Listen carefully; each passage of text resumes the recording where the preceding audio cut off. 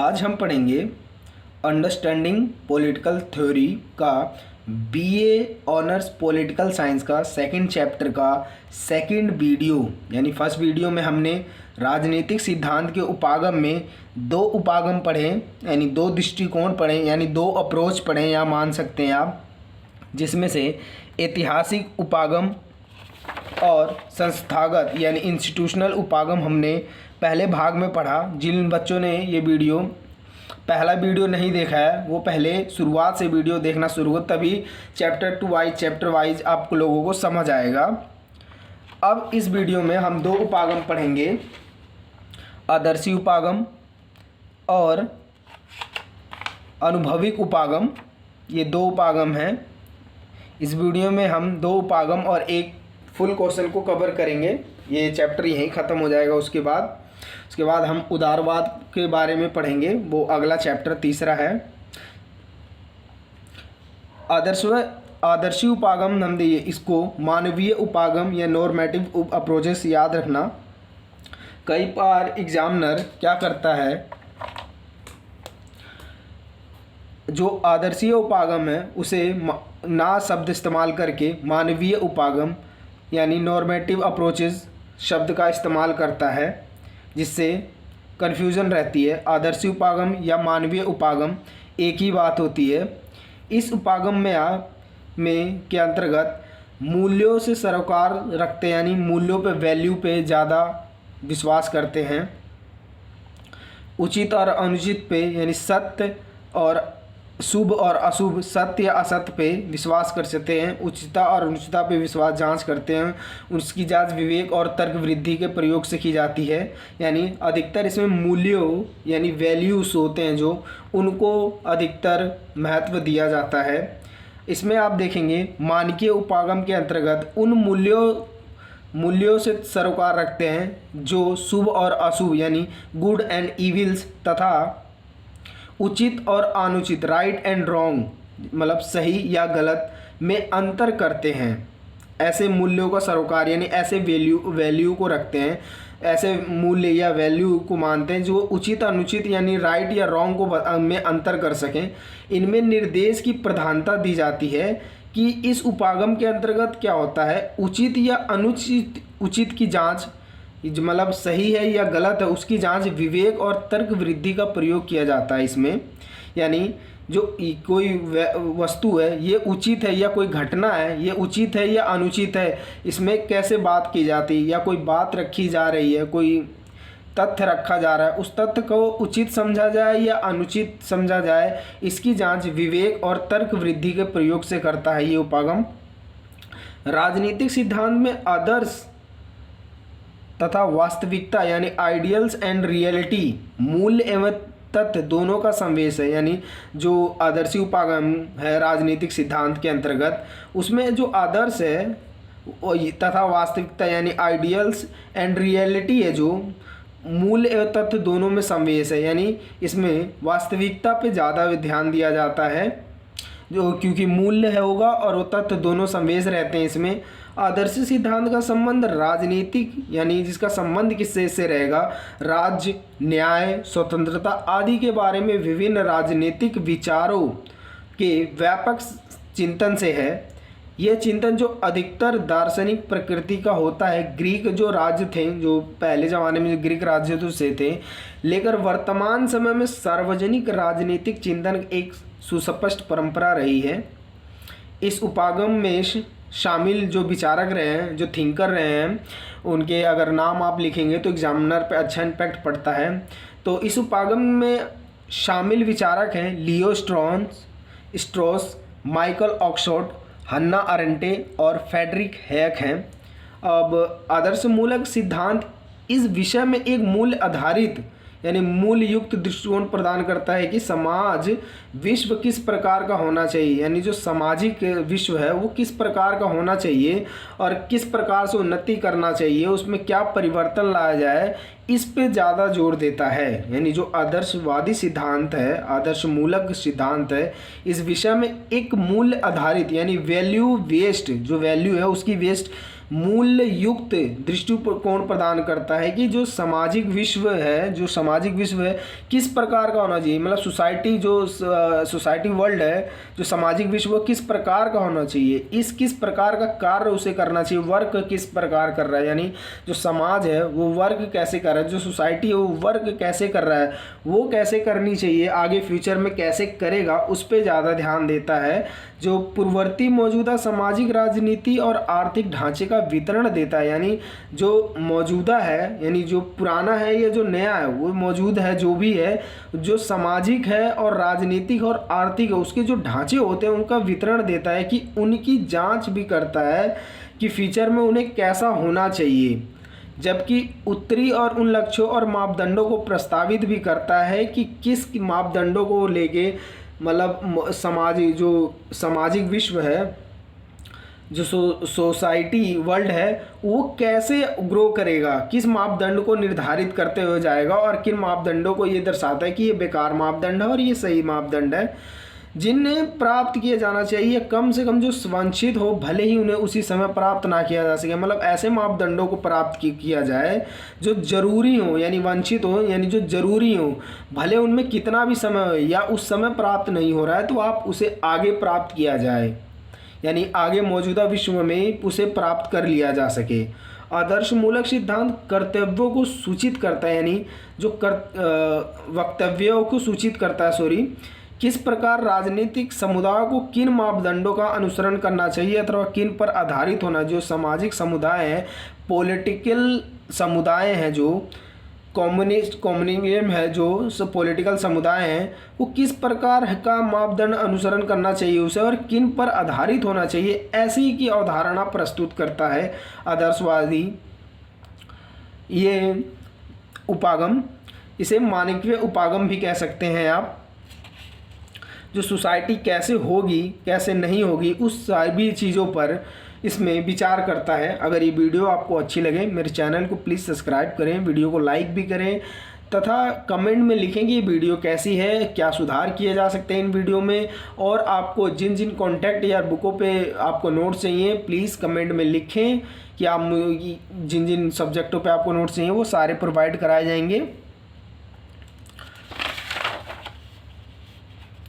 राजनीतिक सिद्धांत पर दर्शन का प्रमुख था, यानी जो मानकीय राजनीतिक सिद्धांत है उसमें दर्शन का प्रमुख देखा गया, यानी दर्शन शास्त्र का प्रमुख था। इसमें प्रमुख इसलिए था क्योंकि इसमें प्लेटो, अरस्तु, हॉब्स और जॉन रॉल्स जैसे महान दार्शनिक चिंतन के कार्य क्षेत्र की व्यवस्था का और विषय क्षेत्र के कारण महान है। इसमें ज़्यादा वर्क किया। जो मानकीय और मानकीय आदर्शी जो उपागम था उसमें प्लेटो जो थे, अरस्तु उनके और हॉब्स जैसे लोग, जॉन रॉल जैसे महान दार्शनिक विचारकों के विचार में ये व्यवस्था देखी गई। आदर्शी सिद्धांत सर्वोत्तम अच्छाई यानी यूटिलाइमेट गुड्स यानी सर्वोत्तम अच्छाई में विश्वास करता है, यानी सर्वोच्च जो रहेगा, जो सबसे आगे रहेगा, मतलब कैसा होगा सर्वोच्च, वो सर्वोच्च अच्छाई में विश्वास रखता है। और राजनीतिक अच्छाई को इसका एक भाग माना जाता है, यानी पॉलिटिकल जो अच्छाई है, गुड है, उसको एक भाग मान लिया जाता है। ये अधिकतर सर्वोत्तम अच्छाई को विश्वास करते हैं कि जो भी घटना होगी कि क्या वो हमारे लिए कितनी सर्वोत्तम होगी, कितनी उसमें अच्छाई होगी। कोई अगर रूल्स आता है उसमें विश्वास करता है। यह राजनीतिक सिद्धांत संपूर्णता में विश्वास करता है, यानी पूर्ण रूप से संपूर्ण। जब पॉलिटिकल वेल में हो विश्वास करता है, पॉलिटिकल वेल यानी जो राजनीतिक संपूर्णता में विश्वास करता है, अथवा राजनीतिक सिद्धांत संपूर्ण, व्यापक और अंतर्दृष्टित होता है। यानी इसमें शामिल क्या हो सकता है, जो ये सिद्धांत में शामिल क्या हो सकता है कि जो शासन है, युद्ध कला है, धार्मिक रीति रिवाज हैं, आर्थिक समानताएं हैं या अंतर्विशिष्ट होना चाहिए। इसमें शामिल युद्ध कला, राजनीतिक, आर्थिक समानताएं या वर्ग संबंध, अधिकार जैसे स्वतंत्रता हो, समानता हो, न्याय हो जैसा धारणाएं सभी निहित होनी चाहिए इसमें। यानी ये जो मानिकीय राजनीतिक सिद्धांत है वो क्या कहता है कि जो राजनीति है वो पूर्णता में, राजनीति की पूर्णता में विश्वास करता है।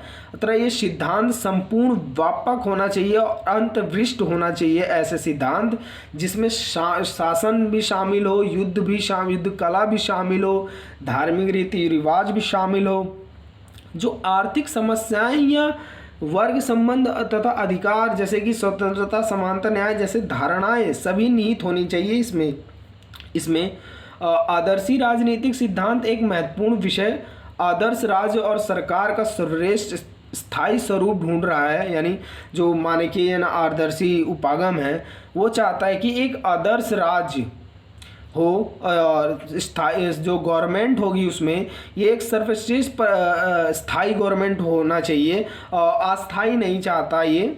समग्र रूप से आदर्शी जो राजनीतिक सिद्धांत आदेशात्मक, काल्पनिक, मूल्यांकन तथा क्या होना चाहिए से संबंध रखता है। यानी जो आदर्शी उपागम राजनीतिक है वो चाहता है कि उसमें आदेशात्मक हो और काल्पनिक भी हो और मूल्यांकन भी हो तथा क्या होना चाहिए, मतलब आगे फ्यूचर में क्या क्या होना चाहिए, मतलब प्रेजेंट टाइम की बात करता है ये हमेशा। यानी फ्यूचर में क्या होना चाहिए, उसके बाद फिर कहेगा कि क्या होना चाहिए इत्यादि पे ज़्यादा संबंध रखता है। इसकी 2 लाइन की आलोचना भी है।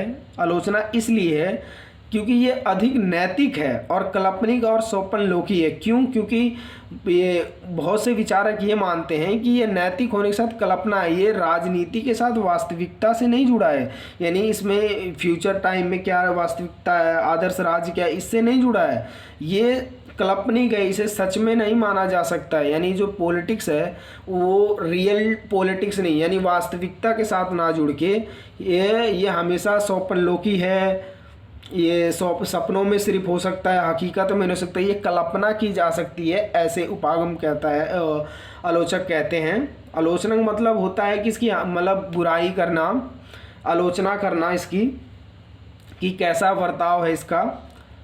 और जो राजनीतिक वास्तविक से परे, यानी जो ये उपागम है आलोचक कहते हैं कि ये राजनीतिक वास्तविकता से परे है, क्योंकि ये कल्पना में भी ऐसे सिर्फ सपने में ही सोचा जा सकता है कि ऐसा हो सकता है। यानी क्या से क्या होना चाहिए से सरकार अस्थाई है, अस्थाई एलिटी पे, मॉरल वैल्यू पे, ये सिर्फ कल्पना में सोचा जा सकता है, हकीकत में नहीं, क्योंकि इसका केंद्र बिंदु हमेशा क्या होना चाहिए है। अब इसमें उदारवादी विचारक जो हम तीसरे चैप्टर में पढ़ेंगे, जो तीसरे चैप्टर की पहली वीडियो आएगी उसमें उदारवादी चिंतन के बारे में हम पढ़ेंगे, तो आपको उदारवाद क्या होता है उसके बारे में, उसका विकास आप देख लेंगे तो आपको इजी समझ आ जाएगा।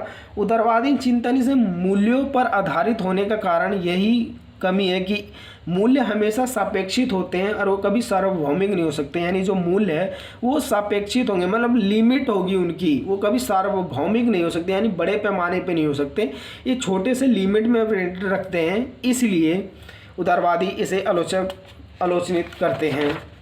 अब चौथा है उपागम, राजनीतिक सिद्धांत का उपागम या दृष्टिकोण, ये चौथा है।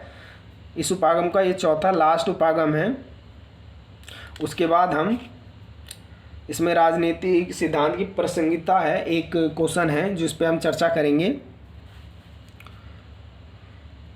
अब अनुभविक उपागम होता है के अंतर्गत क्या होता है, उन तथ्यों को रखते हैं जो हमें हमारे अनुभव और निरीक्षण पर आधारित होते हैं। यानी अनुभविक उपागम वो होते हैं जो हमारे उन तथ्यों को रखते हैं अनुभव उपागम में कि अनुभव और निरीक्षण पर जो आधारित तथ्य होते हैं ना, उनको अनुभविक उपागम में रखे जाते हैं। उन्हीं निष्कर्षों पर विश्वास करते हैं जिनका सत्यापन किया जा सकता है। यानी जो अनुभविक उपागम है वो उन निष्कर्षों पर विश्वास करते हैं जिसका स्थापन यानी सत्य है, पूर्ण रूप से सत्य है, इसे मतलब झूठा नहीं ठहराया जाता है। जब 100% विश्वास हो जाता है कि कोई निष्कर्ष सत्य है, उन तथ्यों को रखते हैं ये इसमें। इस तथ्यों में को वर्णन प्रधानता दी जाती है और उन्हें सत्य या असत्य की कसौटी पर परखते हैं। यानी जो निष्कर्ष निकला है उसे बहुत से विचारक मिलकर सत्य और असत्यता की कसौटी पर परखते हैं कि ये कहाँ तक सत्य है और कहाँ तक असत्य है। अनुभविक वैज्ञानिक राजनीतिक सिद्धांत अमेरिका की देन है। यानी ये शिकागो स्कूल की चिंतन से निकल कर आया था, जहाँ चार्ल्स मैरियल और हैरोल्ड लासवेल, डेविड ईस्टन और डेविड ईस्टन और डेविड एक्टर्स ने इसका विकास किया। यानी ये कुछ विचारक हैं जिन्होंने अनुभवी उपागम जैसे का विकास किया, जिसमें से चार्ल्स मैरियस, आप चार्ल्स मैरियस देख सकते हैं, हैरोल्ड लासवेल देख सकते हैं, डेविड एक्टर और डेविड ईस्टन। थोड़े से नाम डिफ़िकल्ट हैं लेकिन एग्जामिनर पे इम्पैक्ट बढ़िया डालेंगे अगर आप नाम के साथ याद करके लिखते हैं तो। राजनीतिक सिद्धांत के अध्ययन के लिए प्रयोग किए जाने वाला यह उपागम नैतिकता और मूल्यों से मुक्त होता है। यानी इसमें वैल्यू और मूल्य का कोई हमेशा मुक्त रहेगा, कोई बंधन नहीं रहेगा। ये पूर्णता है तथा तथ्यों, अनुभव, अवलोकन, परिकल्पना, परीक्षण और विश्लेषण पर आधारित है। यानी ये जो अनुभविक उपागम है ये क्या कहता है कि ये पूर्णता यानी पूरी तरह से किस पे आधारित रहेगा? तथ्य पे, अनुभव, अवलोकन पे, परिकल्पना में, परीक्षण पर, विश्लेषण पर और आधारित पे। क्यों? क्योंकि अगर कोई घटना राजनीति की होती है उसको कैसे डिवाइड करें? पहले उसके तथ्यों को देखा जाएगा, फिर अनुभव अवलोकन किया जाएगा उस घटना का, फिर उस घटना का परिकल्पना परीक्षण किया जाएगा, फिर विश्लेषण किया जाएगा। इसलिए पूर्णतः उस तथ्यों अनुभव अवलोकन परिकल्पना परीक्षण और विश्लेषण पर आधारित माना जाता है। इसलिए यह वैज्ञानिक भी है, यानी साइंटिफिक भी एक तरीके से ये है अनुभविक। यह व्यवहारवाद पर अधिक जोर देता है। व्यवहारवाद जो है वो अधिक जोर देता है। गैरी स्टोकर और डेविड मार्स के अनुसार क्या है? अनुभविक अनुमुखी राजनीतिक सिद्धांत में व्यवहारवाद, तार्किक चयन, संस्थागत, कस्टुकलिस्ट, मनोवैज्ञानिक, नारीवाद और मार्क्सवादी आदि उपागम आते हैं। इस अनुभविक उपागम के साथ यह राजनीतिक विज्ञान का भाग है। इसका कार्य राजनीतिक घटनाओं और प्रक्रिया का अवलोकन, सामान्यीकरण, वर्णन और भविष्यवाणी करना होता है। यानी राजनीतिक जो घटनाएं होती हैं, राजनीति से जुड़ी हुई जितनी घटनाएं होती हैं उस घटना की जो प्रक्रिया होती है उसका अवलोकन करा जाएगा। फिर सामान्यीकरण यानी सामान्यीकरण किया जाएगा, उसका वर्णन किया जाएगा कि ये क्यों घटना हो, इसका भविष्य में क्या हो सकता है, क्या ये भविष्य के लिए खतरा है या भविष्य में दोबारा ऐसी घटनाएं कैसे हो सकती हैं। जो राजनीति से रिलेटेड हमेशा घटना होती है उसकी भविष्यवाणी करना है। एक आदर्शी उपागम से अलग है क्योंकि यह बात पर जोर नहीं देता कि समाज की भलाई के लिए क्या होना चाहिए, बल्कि यह उपागम मौजूदा राजनीतिक वास्तविकता परिस्थिति पे यह बताता है कि राजनीतिक वास्तविकता क्या है, यानी पॉलिटिकल रियलिटी क्या है, उस पे बात करता है। यह अनुभविक उपागम कहता है कि राजनीति क्या था उससे मतलब नहीं है, राजनीति क्या है उससे मतलब रखो आप। यानी बीते हुए को नहीं, जो प्रेजेंट टाइम में है उसको याद रखो कि राजनीति क्या है, उसकी क्या वास्तविकता है, उसको आगे क्या परिवर्तन किए जा सकते हैं, क्या रियलिटी है उसकी, उस पर बात करता है। डेविड ह्यूम का मानना है कि विज्ञान अनुभविक ज्ञान पर और अवलोकन पर आधारित है, इसलिए राजनीतिक विज्ञान मूल्य मुक्त है। यह अनुभविक वर्णनात्मक है जिसका प्रयोग सरकार, राज्य और उसकी संस्थाओं का वर्णन करने के लिए किया जाता है। यानी ये अनुभविक उपागम को वर्णनात्मक है, ये वर्णन करता है, कहता है कि इसका प्रयोग कैसे किया जा सकता है कि जो सरकार है यानी सरकार, राज्य और उसकी जो संस्थाएं हैं उसका वर्णन करता है कि वो संस्थाएं क्या रियलिटी यानी वास्तविकता में क्या है, क्या वास्तविकता में काम कर रही हैं, उनमें क्या सुधार किया जा सकता है, क्या परिवर्तन आ रहे हैं, चेंजेस देखता है, उसका संस्थाओं का वर्णन करता है, अवलोकन करेगा, भविष्यवाणी करेगा कि ये संस्थाएं, ये सरकार, ये गवर्नमेंट कैसे चल रही है, मतलब आगे भविष्य में क्या हो सकता है, क्या परिवर्तन आ रहे हैं। इस उपागम के कुछ मुख्य लक्षण रहे हैं जिसमें से 3 लक्षण हैं, ये तीसरा लक्षण यहाँ है। राजनीतिक घटनाओं की व्याख्या करना, ये राजनीति से जितनी भी घटनाएं जुड़ी होती हैं जितनी भी घटनाएं आज की देख ले राजनीति से जुड़ी हैं, उन्हें क्रमबद्ध तरीके से व्यवस्थित करना, यानी क्रमबद्ध तरीके से लगाना, डेट वाइज लगाना, इस आधार पर कुछ भविष्यवाणी करना कि ये फ्यूचर में क्या हमारे लिए बेनिफिट देगा, नहीं देगा, क्या फ्यूचर में ऐसी घटनाएं अगर घटती हैं तो उनको कैसे उन घटनाओं से बचा जा सकता है, उसकी भविष्यवाणी करना। ये मानना है कि राजनीतिक सिद्धांत, यानी दूसरा जो मूल्य लक्षण है कि जो राजनीतिक सिद्धांत का संबंध समाज में व्यक्ति, समूहों और संस्थाओं के राजनीतिक व्यवहार का अध्ययन करने से होना चाहिए। यानी जो राजनीतिक सिद्धांत है उसका संबंध किससे होना चाहिए? समाज में जो व्यक्ति रह रहे हैं ना, व्यक्तियों, जो समूह, जो संस्था चल रही है, वो राजनीतिक व्यवहार का अध्ययन करने से होना चाहिए, इसका मूल्यांकन करने से नहीं। यह राजनीतिक प्रक्रिया का भी अध्ययन करता है, यानी कि जो पॉलिटिकल रूल है, जो राजनीतिक प्रक्रिया है कैसे चल रही है, उसका अध्ययन करता है।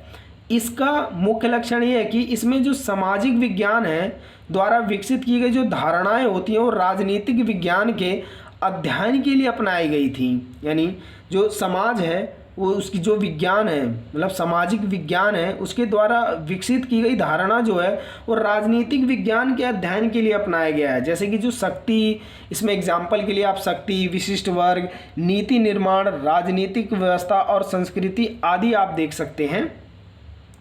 अब 1960 के दशक में ये उपागम खोखला पड़ने लगा। क्यों? क्योंकि एक मात्र ये मतलब धीरे धीरे कम होती गई रुचि इसमें। क्यों खोखला पड़ने लगा? क्योंकि इसमें मात्र विज्ञान और तथ्यों पर आधारित है। यानी अगर आप इसमें विज्ञान पे ही और तथ्यों पर आधारित रहेंगे तो और किसी की खोज नहीं की जा सकती इसमें। इसलिए लोगों ने, मतलब लेखकों, विचारकों ने रिसर्च करना ही छोड़ दिया, इंटरेस्ट दिखाना ही छोड़ दिया, इसमें मूल्य शामिल नहीं थे। तभी पीटर लासबेल ने यह घोषणा की थी कि जो राजनीतिक दर्शन है उसकी मृत्यु हो चुकी है। यानी पीटर लासबेल, उसकी मृत्यु हो चुकी है और तार्किक प्रत्ययवाद का उदय हो गया है। ये यहीं ख़त्म होता है राजनीति का सैद्धांतिकरण। अब इसमें आप देखेंगे, प्लीज़ चैनल को सब्सक्राइब कर दें। अगला है, ये थोड़ा छोटा सा है, 8 पॉइंट है इसमें। हाँ, इसमें 8 पॉइंट है। राजनीति का प्रासंगिकता और महत्व, ये लास्ट क्वेश्चन है इस चैप्टर का। क्या प्रासंगिकता रही है राजनीतिक सिद्धांत की और क्या महत्व रहा है इसका? ये वाला जो पोर्शन है आप देख रहे हैं, इसको इंट्रोडक्शन में आप लिखें, यानी जो परिचय है, परिचय में लिखें कि मनुष्य सुखी जीवन के लिए निरंतर प्रयास करता रहता है। यह सुख ऐसे समाज में प्राप्त हो सकता है जिसमें शक्ति और व्यवस्था विद्यमान हो और उसकी समस्याओं का समाधान संभव हो। राज्य के निर्माण के साथ साथ राजनीति चिंतन ऐसे सुखी समाज की स्थापना के लिए प्रयत्नशील रहते हैं। यानी जो राज्य निर्माण के साथ साथ जो राजनीतिक जो चिंतन है, ऐसी जो समस्याएं जो समाज में होती हैं उसकी समाधान के लिए प्रयत्नशील, यानी प्रयास करते रहते हैं कि समस्या को कम कैसे किया जाए। अपने काल में विद्यमान परिस्थिति के अध्ययन करने से सिद्धांत का निर्माण किया गया है जो राज्य और राजा दोनों के लिए सुखी समाज के निर्माण का मार्गदर्शन करता है। मतलब ऐसी प्रक्रिया निरंतर चलती आ रही है कि जो प्रत्येक काल में जनता में ऐसे चिंतकों का और आशाभारी दृष्टि से देखता है जो समाज के जीवन को अधिक सुखी बनाने के लिए सिद्धित संरचना है। ये इजी है, अब बहुत ही इजी है, जिसमें से आप खुद ही आप इसे पढ़ के इजी से कर सकते हैं। अब जो प्रासंगिकता है, राजनीतिक सिद्धांत की प्रासंगिकता, यहाँ से ये 8 पॉइंट हैं, ये 8 पॉइंट हैं, वहाँ से शुरू होगा कि भविष्य की योजना संभव है। यानी जो राजनीतिक सिद्धांत में जो निर्णय लिए जाते हैं, जो वैचारिक जो वो ग्रुप डिस्कशन किए जाते हैं, उसमें कैसे भविष्य के निर्णय लिए जाते हैं, इसमें बताया गया है कि राजनीतिक सिद्धांत उस समीकरण पर आधारित होता है। यानी जो समीकरण पर आधारित होता है जो राजनीति में वैज्ञानिक को परिश्रम से संभव होता है। वैज्ञानिक राजनीतिक व्यवहार तक को भी वैज्ञानिक आधार प्रदान करने का प्रयास करते हैं और इसके लिए नए तकनीकों का प्रयोग करते हैं। इसका प्रयोग कार्य निरंतर नई व्यवस्था के क्षेत्र में समीकरण करते रहना होता है। इस प्रकार वे नई परिस्थितियों में समस्याओं के निदान के लिए नए नए सिद्धांतों का निर्माण करते हैं। यानी जो समाज में समस्याएं चल रही हैं उसको सिद्धांतकरण से उस समस्या का हल खोजते हैं कि इस समस्या का क्या हल हो सकता है या फ्यूचर में इस समस्याओं का क्या, जो अगर समस्या आती है दोबारा तो कैसे निपटा जा सकता है, उसका है कुछ सीमा तक भविष्यवाणी कर सकते हैं कि इस देश में समाज के हित को ध्यान में रखते हैं कि भविष्य में योजना कैसे संभव होगी कि कोई समस्या आएगी तो भविष्य में कैसे निपटाया जा सकता। अवधारणाओं के निर्माण की संभावना, जो अवधारणा है उसको कैसे निर्माण किया जाता है उसमें आप लिख सकते हैं। ये 8 पॉइंट हैं, ये आप खुद ही देखें। ये वीडियो आपको अच्छी लग रही हो तो प्लीज़ मेरे चैनल को सब्सक्राइब करें। राजनीतिक वास्तविकता की जानकारी, यानी राजनीतिक जो सिद्धांतकार है, सिद्धांत निर्माण के कार्य का संपादन करने से पूर्व समाज में जो विद्यमान होते हैं, समाज में जो आर्थिक, राजनीतिक, सामाजिक परिस्थितियां हैं और समाज की जो इच्छाओं और आकांक्षाओं की प्रवृत्ति का अध्ययन करता है तथा उन्हें उजागर करता है कि सिद्धांत निर्माण के अनेक द्वारा दिए गए जो सामाजिक सर्वेक्षण है ना, समाज में विद्यमान कुरीतियाँ, जो अंधविश्वास हो रहे हैं समाज में और उनको उजागर करना, जो समाज में बुराइयां हैं उनको समाप्त करना, समानता और एकता की जो भावना है उसको लाना होता है। वास्तविकता यानी राजनीतिक रियलिटी, वास्तविकता की जानकारी देना, समस्याओं के समाधान में उपयोगी है। ये मैंने पहले भी डिस्कस कर दिया है कि समस्या में कैसे समाधान करती है राजनीतिक सिद्धांत, ये आप खुद ही देख लें। शासन की औचित्य प्रदान करना, आप ये पॉइंट देख लें कि अगर कोई शासक प्रणाली कोई शासन चला रहा होता है तो किसी विचारधारा से जुड़ा होता है। अगर कोई शासन चला रहा होता है तो कोई विचारधारा से जुड़ा होता है, वो क्यों विचारधारा से ही वो उस रूल्स को आगे बढ़ाता है। अब एग्जाम्पल के लिए हिटलर और मुसोलिनी देख लें। अपनी तानाशाही स्थापित करने के लिए उन्होंने नारीवाद और फांसीवाद जैसी, इस पॉइंट को डिफाइन कर रहा हूँ मैं, नारीवाद और फांसीवाद जैसे विचारों का सहारा लिया, जिसमें लोकतंत्र, प्रभुत्व, राष्ट्रवाद, पंथ शासन, विशिष्ट विवर्गीय शासन आदि को स्थापना के लिए सिद्धांत औचित्य प्रदान करते हैं। यानी जो ये मतलब कोई शासन है वो औचित्य कैसे प्रदान करेगा, कैसे रूल करेगा, किसी न किसी विचारधारा से जुड़ सकता है। औपचारिक और विश्लेषणात्मक स्पष्टता प्रदान करता है, यानी कई बार सत्ताधारी अपनी सत्ता को औचित्य प्रदान करने के लिए, मतलब सही ठहराने के लिए विभिन्न सिद्धांतकारों का सहारा लेते हैं। तो उस काल के जो सिद्धांतकार होते हैं वो दायित्व उनका बनता है कि उन सिद्धांतों का समुचित विश्लेषण के द्वारा एक विशिष्ट अर्थ प्रदान करें कि जिनके द्वारा दुरुपयोग में रोका जाए। मतलब ऐसे रूल अगर कोई राजा बना रहा है कि जनता के लिए भी खराब है तो जो सिद्धांतकारी सिद्धांतकार से बताएं कि वो भाई ये गलत है, आप इसे नहीं कर सकते। राजनीतिक सिद्धांत आंदोलन को भी प्रेरणा प्रदान करते हैं, यानी क्रांतिकारी अब जान हथेली पे कार्य लेके करते हैं। ये बात तो आप जानते होंगे कि जो क्रांतिकारी व्यक्ति होते हैं वो अपनी जो जान होती है वो हथेली पे लेकर काम करते हैं। यदि वह किसी आदर्श से प्रेरित ना हो तो उनका जीवन बाजी नहीं लग सकती। यानी वो किसी न किसी आंदोलन से प्रेरित होते हैं। वो कैसे? भारत के क्रांतिकारी राष्ट्रवाद और स्वतंत्रता की अवधारणा से प्रेरित थे। यानी जो भारत के क्रांतिकारी थे वो राष्ट्रवाद और स्वतंत्रता से प्रेरित थे। उदाहरण के लिए महात्मा गांधी जो थे, उदाहरण एग्जाम्पल के लिए आप देख सकते हैं, जो महात्मा गांधी थे वो राष्ट्रीय आंदोलन के पीछे देशवासियों का समर्थन व विचारधारा के कारण था जो सत्य और अहिंसा के सिद्धांत पर आधारित था। जो महात्मा गांधी थे वो राष्ट्रीय आंदोलन पर थे जो सत्य अहिंसा पर आधारित थे। अतः इस सिद्धांत आंदोलन को भी प्रेरित करते थे।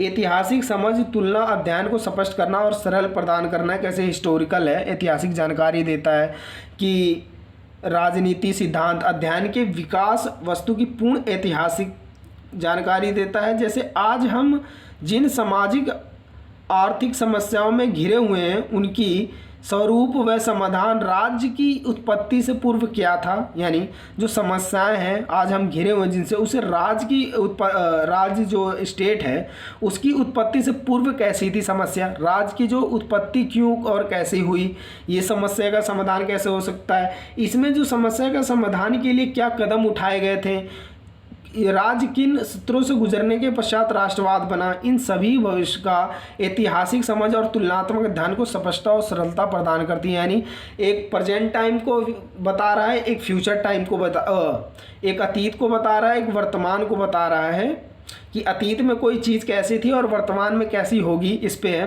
ये वीडियो यहीं ख़त्म होती है। आपको वीडियो अच्छी लगी तो मेरे चैनल को सब्सक्राइब करें, वीडियो को लाइक करें और कमेंट में बताएं कि आपको ये नोट्स कैसा लगा। कमेंट ज़रूर करें प्लीज़। वीडियो देखने के लिए धन्यवाद।